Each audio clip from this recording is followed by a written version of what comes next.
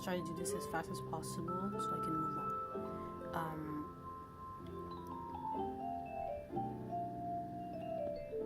I'm currently taking 3 classes. One, how to be a more equitable educator, which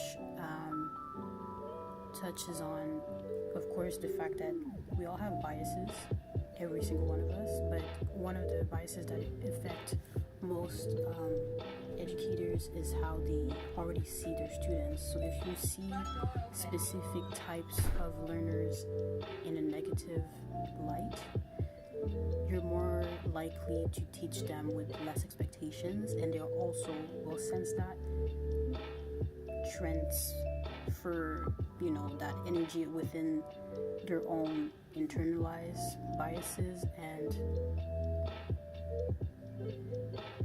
it will become a self, what's the term for this? You're going to start to discriminate yourself. That's like the principle of, well, it's not a principle, but the example of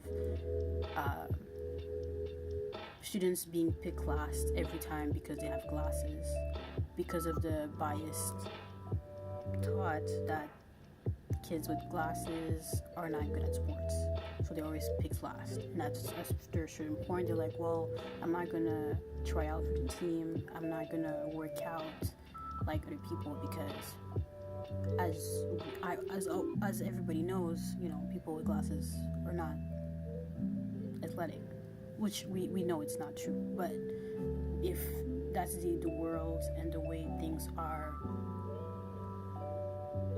around you, then it's normal that you're gonna think that. Well, what if you think that for 3, 6, 9 decades of time, and over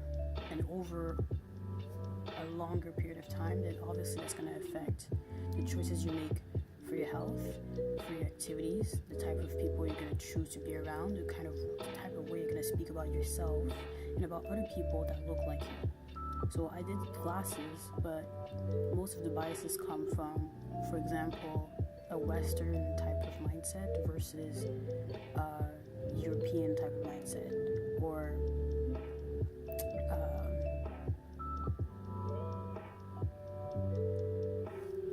I'm French, and when I started to learn about geography, the way to describe Western was America, North, Middle, South America, and then Europe and Asia was Eurasia, but it also included, Arabia and Arabic. I need to touch on my vocabulary. I'm gonna pause this. I'm gonna skip this whole thing, this whole explanation, because I don't have the vocabulary properly to explain it, and I will touch base on it another time.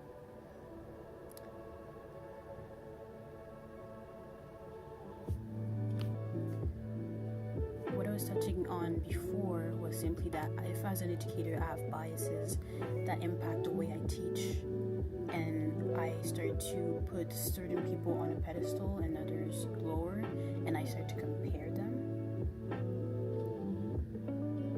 Comparison to some can be a motivator to succeed, and to others it can be a detractor that's going to actually impede on their motivation and make them devalue school altogether, devalue your class or your content, or devalue people that talk like you or speak like you, because you're devaluing them based on the fact that they don't understand a topic, a specific series of tasks, or a general knowledge that you're trying to share or make sure that everyone understands.